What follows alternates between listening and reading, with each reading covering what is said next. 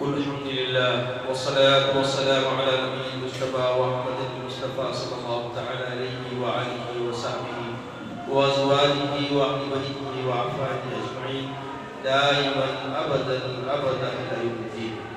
أما بعد فأعوذ بالله من الشيطان الرجيم. بسم الله الرحمن الرحيم. وإذ ابتلى إبراهيم ربه بكلمات فأتمهن قال إني جاعلك للناس إماما قال ومن ذريتي قال لا ينال عهد الظالمين. صدق الله العظيم وصدق رسوله النبي الأمين الكريم لمن الشاهدين والشاكرين. کل حمد و ثنا اس مالک حقیقی وحدہ لا شریک کے لیے سزاوار ہے جو کل جہانوں کا مالک و ملجا ہے جس کا کوئی ہمسر نہیں، جو قدیم ابد الآباد سے ہے اور ہمیشہ ہمیشہ رہنے والا ہے۔ میں گواہی دیتا ہوں کہ نہیں ہے کوئی معبود برحق لائق ہے عبادت سوائے جل مجدہ کے، اور میں یہ گواہی دیتا ہوں کہ محمد عربی صلی اللہ تعالی علیہ وآلہ وسلم اللہ کے بندے اور خاص رسول ہیں۔ صلاۃ و سلام نازل ہو ہمارے آقا نامدار حضور تاجدار محمد عربی صلی اللہ علیہ وسلم پر، آپ کے آل پر، آپ کے اصحاب، حضور دین برادر اسلام۔ اللہ سبحانہ و تعالی اپنے کلام پاک میں حضرت ابراہیم علیہ السلام کی شان و رفعت میں ارشاد فرماتا ہے وَإِذِ ابْتَلَىٰ إِبْرَاهِيمَ رَبُّهُ بِكَلِمَاتٍ فَأَتَمَّهُنَّ۔ اللہ سبحانہ و تعالیٰ نے کچھ چیزوں میں سیدنا ابراہیم علیہ السلام کو آزمایا، اور اس آزمائش میں سیدنا ابراہیم علیہ السلام کامیاب ہوئے، بابراد ہوئے۔ اور جب پروردگار عالم نے دیکھا کہ آپ اللہ تبارک و تعالیٰ کے امتحانات میں کامیاب ہوئے، سرفراز ہوئے اور بابراد ہوئے، تو اللہ تبارک و تعالیٰ اپنی طرف سے مزید انعام کا اضافہ فرماتے ہوئے فرمایا انی جاعل، میں بنانے والا ہوں آپ للناس، لوگوں کے لیے امام۔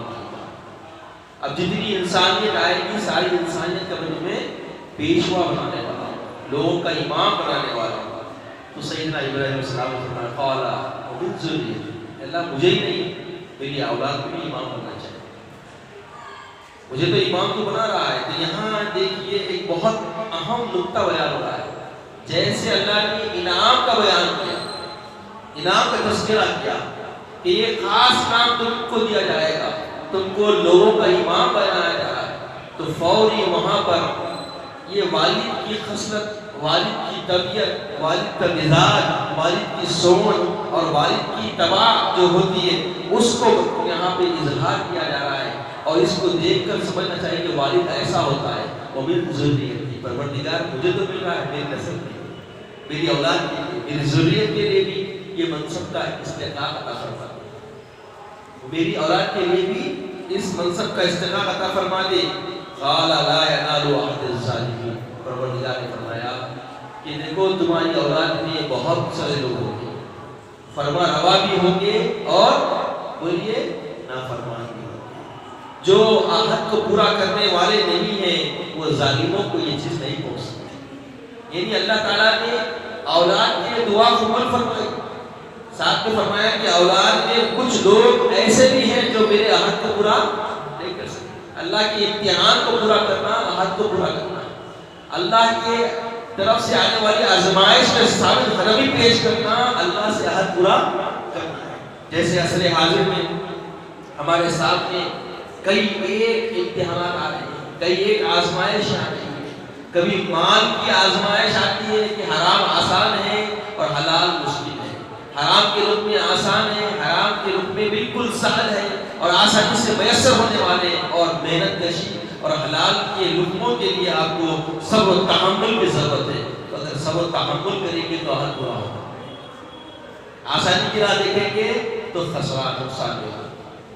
اب آپ کے سامنے آ گیا کہ دیکھو وہی بدعت کی طلاق پر تو ایک زمانے سے سمجھایا جا رہا ہے، ایک برسہ برس سے جب سے ہم شعور میں جب سے علماء کو بولتے ہوئے سنتے ہیں، مگر قوم ہے کہ مانتی نہیں تھی، اور آج منوانے کے لیے ظالموں کو اللہ نے پیدا کیا اور اب ظالموں نے ایسا بھی بنا دیا کہ اب آپ کو طلاق بدع کا تو تصور بھی آپ نہیں کر سکتے، کریں گے تو انسان سمجھ لیجیے 3 مہینے مہمان 3 سال مہمان رہنا پڑے گا، جبکہ شروع سے ہی اس سے علماء نے اجتناب کرنے کے لیے کہا. یہ بھی ایک آزمائش ہے. اس آزمائش میں بھی اگر آپ اطاعت رسول کا خیال رکھتے ہوئے جدائی کے لیے اگر وہ اہتمام کرتے ہیں آپ، اور بدعت حسیہ کو چھوڑ کر بدعت طلاق کو چھوڑ کر اگر آپ احسن طریقہ اختیار کرتے ہیں، احسن طریق پر چلتے ہیں جو کہ صحابہ تابعین کے عین سنت ہے، عین اطاعت ہے، فرمانبرداری ہے، تو سمجھ لیجیے کہ آپ سرخر ہو جائیں گے. اب آپ کو بچنا ہے تو لازمی چیزیں اب مجبور ہو کے آگے آئے. علماء دعوت دیے آپ نہیں آئے، علماء سمجھائے نہیں سیکھے، علماء بتا رہے بار بار بولے کہ بھائی تم کو اپنی ازواجی زندگی کے امور سیکھنا ہے نہیں سیکھے. اب اور بہت ساری چیزیں آنے والی ہیں.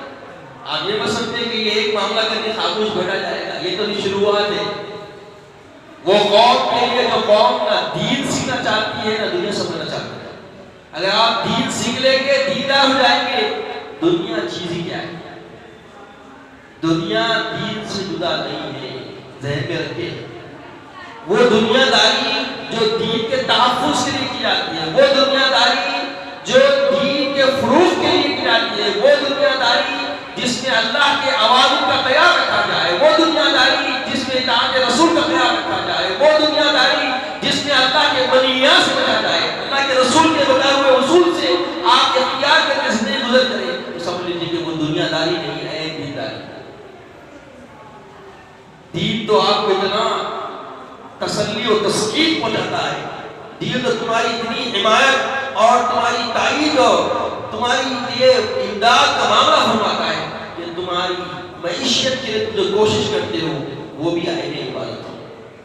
اب بتائیے معیشت کرتے کس کے لیے؟ آپ اپنی ذات کے لیے کرتے ہیں، مگر دین کہہ رہا ہے کہ یہ معیشت کے اصول کے جو ذرائع آپ بنا رہے ہیں اور جو وقت لگا رہے ہیں، حدیث میں آتا ہے کہ جو اپنے کنبے کے رہ گزر کے لیے، ان کی بسر گزر کے لیے اگر کوئی معاش نکلتا ہے تو وہ اللہ کی راہ میں، وہ اللہ کی راہ میں جہاد کی طرح اس کو اجر عطا کرتا ہے. حلال کی روزی کے لیے نکلتا ہے تو جہاد کا اللہ اس کو اجر و ثواب دیتا ہے. کوئی کتنا آسان دین ہے کیا. آپ حاصل کیا کر رہے ہیں؟ لقمے. حاصل کیا کر رہے ہیں؟ تن کے لیے کپڑے. حاصل کیا کر رہے ہیں آپ؟ اپنی نشو و نما کے لیے، اپنی زیب تن کرنے کے لیے مختلف ذرائع آپ اپنا رہے ہیں. اور وہ ذرائع اگر آپ اللہ اور اس کے رسول کی رضا جوئی کے ساتھ اپناتے ہیں تو وہ عین عبادت بن رہا ہے. سیدنا ابراہیم علیہ السلام کی زندگی کے بارے میں اللہ فرما دیا کہ ان کو آزمایا گیا. اور کیسی آزمائش؟ ایک آزمائش، 2 آزمائش. ان کی آزمائشوں کو دیکھ کر ہم زندگی سنبھال لیں. پھر کیا کہتے ہیں؟ پروردگار عالم ارشاد فرماتا ہے کہ اے حبیب ان یہود اور نصارہ کو کہہ دو جو تمہیں گمراہ کہہ رہے ہیں، تمہیں جو باطل کہہ رہے ہیں، وہ بتا دو کہ آؤ دیکھیں تم دین حنیف ابراہیم علیہ السلام پر پورے ہو یا بیٹھ ہوگا، اور جو پورا ہوگا وہ حق پرست ہوگا. تو اللہ تعالیٰ یہ امر کے ذریعے واضح فرما دیا کہ حضرت سیدنا ابراہیم علیہ السلام ابتدا سے اللہ کے توحید کے علم بردار رہے اور ایسے علم بردار رہے کہ آپ کو مثالی بنا کے اللہ نے پیش کیا کہ اے حبیب پاک آپ جو راہ اختیار کیے وہ دین حنیف پر ہے. وہ ابراہیم کی کامل رضا جوئی کا جو کردار تھا وہ کردار کا پرتو ہے. ساری خوبیاں جو ابراہیم میں خلیل بننے کے لیے ہم نے عطا کی تھی وہ ساری خلیلیت آپ کے دین آپ کے اندر بھی موجود ہے. اب آپ دعوت دیجئے یہود و نصارہ کو بولیے کہ تم پورے ان پر ہو یا ہم کو جواب دیں گے. تو عزیزان اکرام سمجھے، اپنے آقا کو بھی سمجھے کہ جنہوں نے اپنی زندگی کو دین حنیف پر کامل طور پر امت کے سامنے پیش کیا اور کردار سے معاملات سے اپنے آپ کو خلیل بنا کر پیش کیا. اللہ تعالیٰ نے حبیب پاک علیہ السلام کے جد حضرت سیدنا ابراہیم علیہ السلام کو فرمایا کہ اللہ نے کچھ کی آزمائش کا کیا امتحان کرے. بچپن میں ننھے منھے تھے آپ، اسی وقت سے اللہ کی وحدانیت کو ماننے والے، فطرتاً وحدانیت کو ماننے والے. ایسا نہیں کہ کسی نے سکھایا. طبیعت سے ہی آپ کبھی کسی بت کی پوجا نہیں کیے، کسی بھی غیر خدا کو آپ نے تسلیم نہیں کیا توحید کے لیے سوائے اللہ کے تصور کے، آپ کے پاس کچھ نہیں تھا۔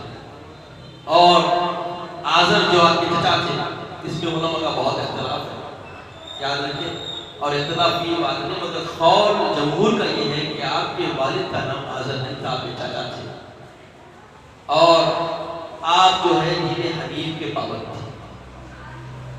اب بتایا گیا کہ آزر جب دودھ دیتے جاؤ اس کو بیچ کر آؤ، تو حضرت سیدنا ابراہیم علیہ السلام آواز لگاتے ایسے بتوں کو خرید لو جو تمہیں کچھ فائدہ نہیں پہنچاتے، اور ایسے بتوں کو خرید لو جو تم خود اپنے ہاتھ سے تراشتے ہو اور جو نہ سنتے ہیں نہ دیکھتے ہیں نہ کچھ کرتے ہیں، ایسی صلاحیں لگاتے ہیں۔ اور ایک دن کے والد سنتے، وہ آپ کے چچا سن لیتے، بولے بھائی کیا بات ہے، تم کو تو کہا گیا اس کو بیچ کیا اور تم یہ صلاحیں کیسے لگا رہے ہیں، ایسا لگائے تو کون خریدے گا؟ بار بار سمجھائے، مگر ابراہیم علیہ السلام کا مزاج وہی، طبیعت وہی انداز، وہی بیان، وہی آواز ہے۔ تو بولے نہیں، اب تم یہ بیچ نہیں سکتے، زیادہ بیچنا بند کرو، گھر میں رکھے تو گھر میں بھی آپ پوچھ رہے کیا ہے کہ کیوں دھوکہ دے رہے لوگوں کو، آپ کیوں یہ بناتے یہ سب چیزیں، اور کیوں بنا کر کیوں لوگوں کو دھوکہ دیتے، نقصان کیوں کرتے لوگوں کو اللہ کی وحدانیت کی طرف کیوں نہیں بلاتے؟ آخر میں آپ کو گھر سے خارج کر دیا گیا۔ دیکھیے آپ بچپن ہی سے والدین کا معاملہ سر سے سایہ ہو گیا، پھر آپ کو چچا نے بھی اپنی دستگیری سے باہر کر دیا، تو بولیے زندگی کا معاملہ کیا ہو، زندگی کے حالات کیا ہوتے ہیں، آزمائش شروع ہو گئی، مگر جبھی بھی آپ ہیں کہ بس استقامت کے ساتھ۔ پھر وقت گزرا اور سال میں ایک مرتبہ بہت بڑی عید مناتے تھے اس دور میں بھی لوگ، تو لوگ عید کا دن آیا تو سوگ نکل گئے عید کے لیے، تو جب عید منانے کے لیے جنگلوں میں جاتے، جنگلوں میں جھولے بنتے، پکوان ہوتے، کھاتے پیتے، جس انداز کا بھی ان کی خوشی منانے کا طریقہ ہوتا مناتے، اور جب لوٹ کے اثر میں گئے تو پورے کے پورے بت خانوں میں داخل ہوتے، خداؤں کو ان کی پرستش کرتے۔ تو جیسے یہ سارے لوگ جانے کا عید کا وقت آ گیا تو حضرت سیدنا ابراہیم علیہ السلام کو جانا سمجھے تو بیمار ہو کر نہیں آ سکتے، بیماری کا بہانہ کر کے آپ پیڑ کی استراحت کرے، لوگ چلے گئے تو ایک سکین ایک دوڑا دیا لے کے بت خانے میں گھسے، اس کے سارے بتوں کو ہر بت کو توڑ پھوڑ کر ایک بڑے بت کو ویسے بڑے بت کو ساری بند دیا رکھ کے اس کے گلے میں وہ جو ہتھوڑا تھا اس کو لگتا کہ آگے خراب کر دیا۔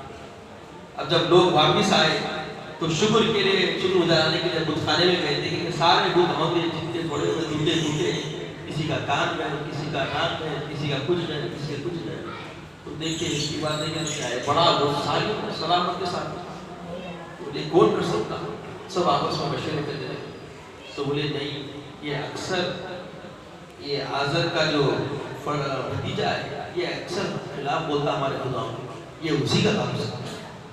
اس کے بعد آپ پہنچ کے بولے بھائی یہ کام آپ کریں، تو کیا معلوم، جاؤ آپ کو یہ دونوں کام ملا، تو بولے بڑے بدھ کے گلے میں ملا، چاؤ سے پوچھو برش کراؤں گا کر کے کھاؤں بڑے کھاؤں گا۔ دیکھیے اس میں حکمت مل رہی ہے، یہ کردار جو سیدنا ابراہیم علیہ السلام کا ہے، اصلاح کرنے کا طریقہ، بنانے کا اصول اور تقاضے حالات کے اعتبار سے اصلاح کے لیے کیسا مصلح کو حربے اختیار کرنا پڑتا ہے۔ ایک حربہ آپ کے سامنے زندگی کے سامنے آ رہا ہے کہ اگر کسی کی تجدید کرانی ہے، کسی کو سیدھی راہ پہ لانا ہو تو جو آپ کو ایک تحریک چلانی پڑے گی، متحرک ہونی پڑے گی، تو متحرک ہونے کا انداز کیا ہونا چاہیے؟ سیدنا ابراہیم سے ہمیں سلیقہ ملا ہے، طریقہ ملا ہے، منہج ملا ہے۔ تو بدم ہوا کہ وہ لوگ پلٹ کے بولے کہ تو کیسی بات کر رہا ہے، وہ تو حل ہی نہیں سکتا۔ تو تم جانتے ہو جب وہ حل نہیں سکتا، ڈل نہیں سکتا، پھر تو اس کو مانتے اس لیے، تو اس کو پوجا نہیں کرتے، پھر تم اس کی عبادت نہیں کرتے، پرستش نہیں کرتے۔ جب تم خود یہ بات کہہ رہے ہو کہ حل نہیں سکتا تو وہ نفع کہاں سے دے گا؟ تمہاری بیماریوں کو شفا دینے والا ایک ہے، خدا مانو، وہ ایسا نہیں ہو سکتا۔ بیر کیف یہ ساری باتیں لے کے بولے حد سے زیادہ پانی اونچا ہو گیا، تو ان کے سربراہ نمرود کے پاس چلے گئے، جا کے نمرود کو بولے دیکھو ہم سب آگے تمہیں سجدہ کرتے تھے، تیری پرستش کرتے تھے، خدا مانتے، وہ ابراہیم نام کا ایک شخص ہے جو تمہیں مانتے ہیں، اور اس کو لے کے آؤ. لایا گیا تو سیدنا ابراہیم علیہ السلام جب لائے گئے پوچھا کیا ہے تو نہیں مانتا؟ ہاں نہیں مانتا. سب سجدہ کر تو نہیں کرتا؟ تو خدا تھوڑا ہی ہے، تو بھی میری طرح انسان ہے. انسان کو کہیں بھی پوچھوں گا نہیں میں خدا ہوں. خدا ہے تو پھر دعویٰ ثابت کیا. تو انہیں کیا کرتا تھا خدا؟ میرا خدا مردے کو زندہ، زندہ کو مردہ کرتا. ایسا دیکھ بھائی زندے کو مردہ، مردے کو زندہ کرتا. وہ کیسا کرتے؟ 2 قیدیوں کو بلایا، ایک قیدی کو آزاد کر دیا، بولتے میں اس کو زندہ کرتا، زندہ کر دیا، چھوڑ دے کے وہ زندہ کرتا ہے. اور پھر ختم کرنے کے بعد اس کو موت دے دیا. ایک کو زندگی دیا، ایک کو موت دیا. سوال کیا ہے وہاں؟ اللہ زندے کو مردہ کرتا، مردے کو جلاتا، مرے ہوئے کو جلائے زندگی بخشتا، اور جو زندہ ہے اس کو موت دیتا. بہرحال اسے سمجھ نہیں آئی اور ہکا بکا ہو گیا. اس کے بعد ٹھیک ہے ایک کام کا تو یہ سمجھ رہے، تم سمجھ میں نہیں آ رہی میری بات، تو اب بھی چلا رہا ہے. تو میرا مولا وہ ہے جو سورج کو مشرق سے نکال کے مغرب میں ڈبا دے، تو مغرب سے نکال مشرق میں ڈبا. وہاں پہ انہیں لاجواب ہو گیا. دیکھیے ننھے منھے ابراہیم ہے، آپ کے اندر توحید کیسی ہے، اللہ کی وحدت کیسی ہے، اور اللہ کو ماننے کا یقین کیسا ہے. بس اس کے بعد کیا ہوا کہ دشمن بن گیا. بادشاہ بولا نہیں اب اس کا معاملہ کچھ کرنے سے پڑے گا تاکہ دوسرے بغاوت نہ کر سکے. لہذا کیا کرے؟ مشورہ چلنے لگا، اور مشورے میں ایک بات آئی. شیطان کے مشورے میں شامل ہو گیا. بولے اس کو آگ میں ڈال. اس سے پہلے آگ میں ڈالنے کا تصور دنیا میں نہیں تھا. بولے آگ میں ڈالنا ہے، چلو ٹھیک ہے. تو آگ بھی ایسی دہکائی گئی، لکڑیاں ایسے جمع کیے گئے اور اتنا دہکایا گیا کہ کئی میل تک لوگ اس کے قریب نہیں آ سکتے.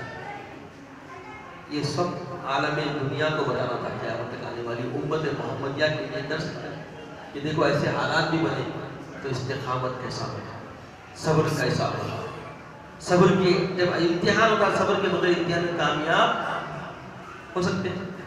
سیدنا ابراہیم کا صبر دیکھو، ساری قوم مخالف ہو گئی، وقت کا بادشاہ مخالف دشمن ہو گیا، مگر آپ ہے کہ آپ کے اندر کوئی جنبش نہیں، کوئی کمی نہیں. وہی ترا، وہی انداز، اور وہ خدا کی وحدانیت کیسے علم بردار کہ آپ کو جس سے کمپرومائز کرنے کے لیے تیار ہے.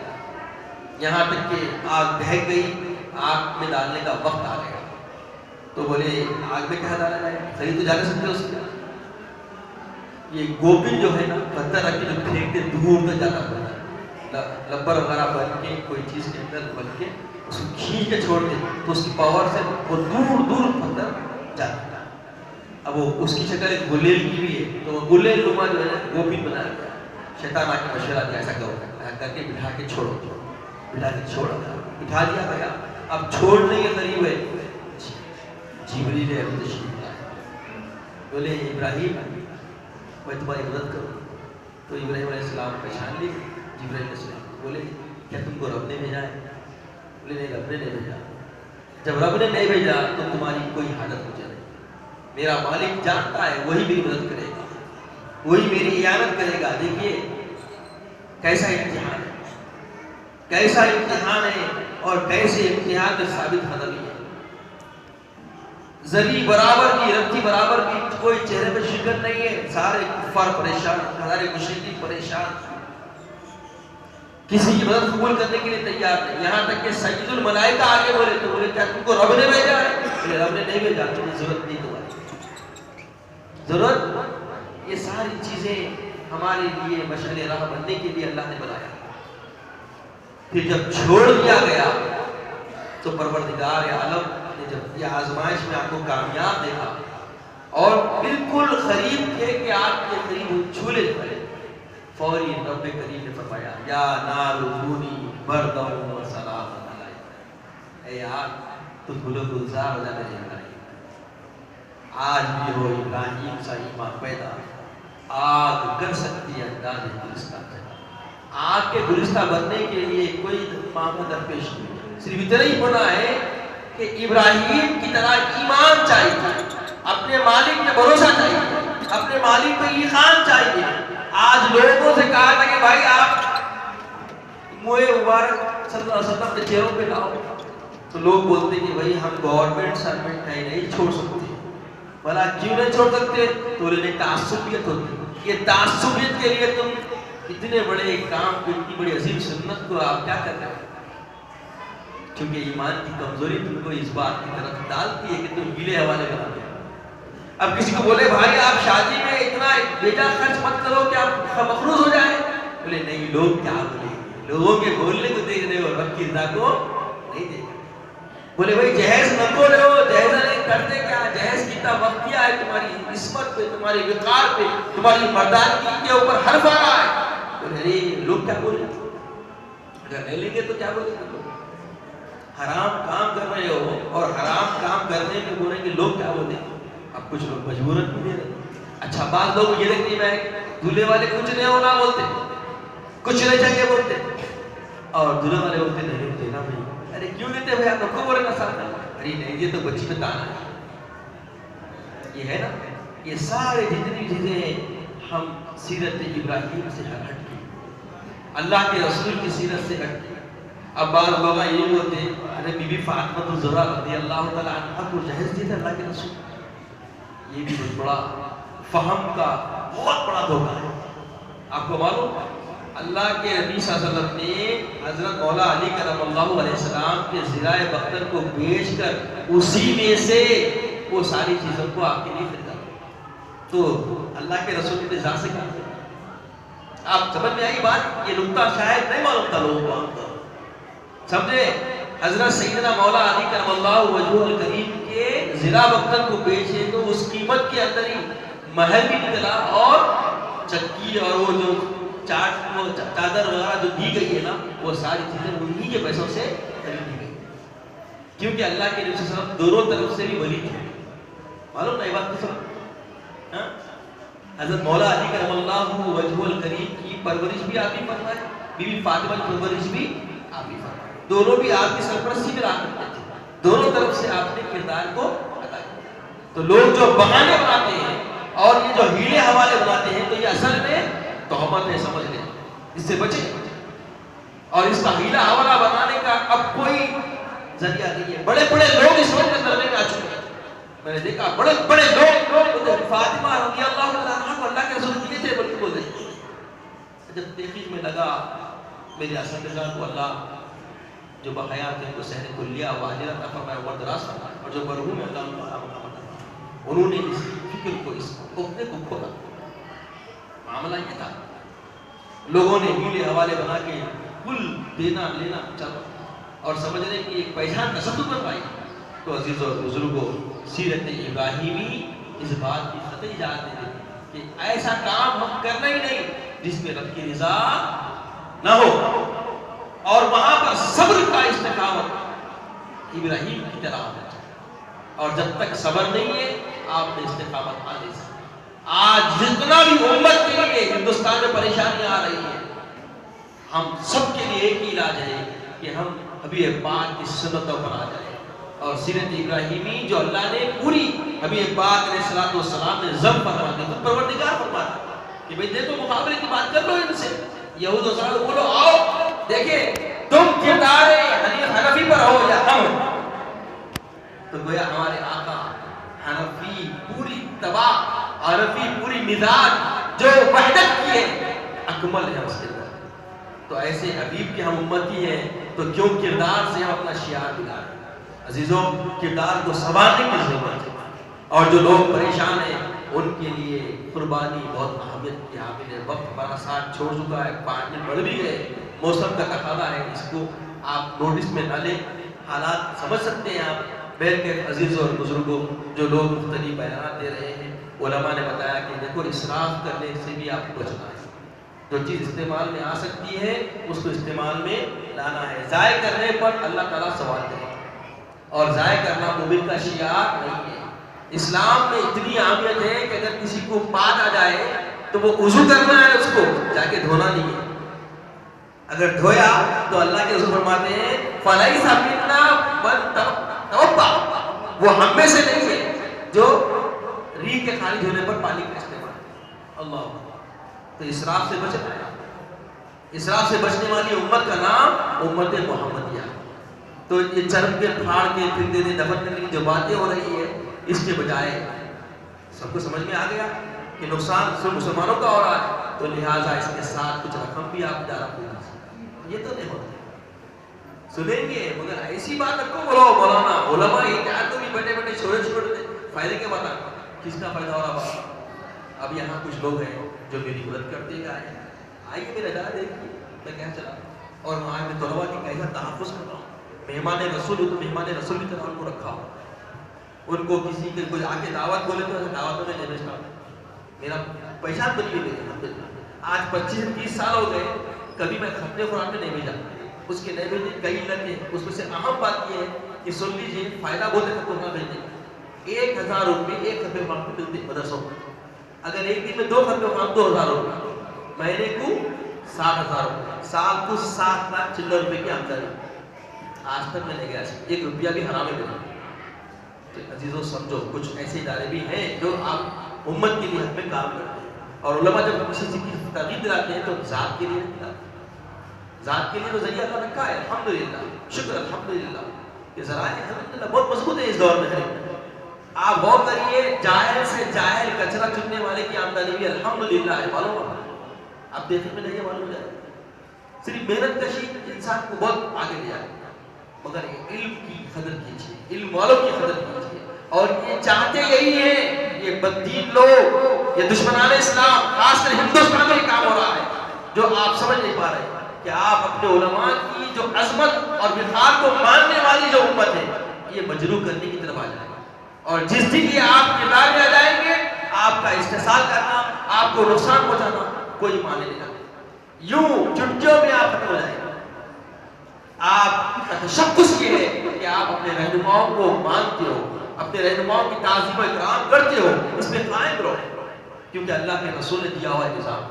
تو عزیزو علماء بار بار یہ فرما رہے ہیں کہ چرم کو ضائع نہ کریں, تو ہم ضائع نہیں کریں گے انشاءاللہ. اور جو طریقہ بتایا جا رہا ہے, جو لوگ آپ کو ضرورت مند دکھتے ہیں ان کو دیجیے, ان کو جو بھی میسر وہ لینے کے ساتھ میں رقم بھی دیجیے. اداروں کو دیجیے ضروری نہیں ہے آپ لوگ خرابت داروں کو بھی دے رہے ہیں تو اس کی جو بھی قیمت آ رہی ہے وہ قیمت کے ساتھ کچھ اپنی طرف سے رقم کا اضافہ کر کے ان کی اعانت کیا جائے. اللہ تعالیٰ ہم سب کو توفیق بخشے کہ ہم جو تقاضے احوال و حالات ہیں دین کے تحفظ کے لیے اس کی طرف ہم کمر بستہ ہو جائیں اور دین اسلام کے لیے جیے مرے. اے مولا ہمیں شہادت کی موت عطا فرما, خاتمہ بالخیر فرما, عزت کی زندگی عطا فرما, عزت کی اسلام کی زندگی عطا فرما. کردار سے تیرے محبوب کے شدائی نظر آئے وہ کردار و تغیر عطا فرما, وہ طریقے طرز زندگی عطا فرما, ملاقات میں بالخیر فرما, وقت رضا کلمہ طیبہ عطا فرما, اپنے حبیب پاک صلی اللہ علیہ وسلم کا دیدار عطا فرما. سبحان اللہ و بحمدہ سبحان اللہ العظیم والحمد للہ رب العالمین.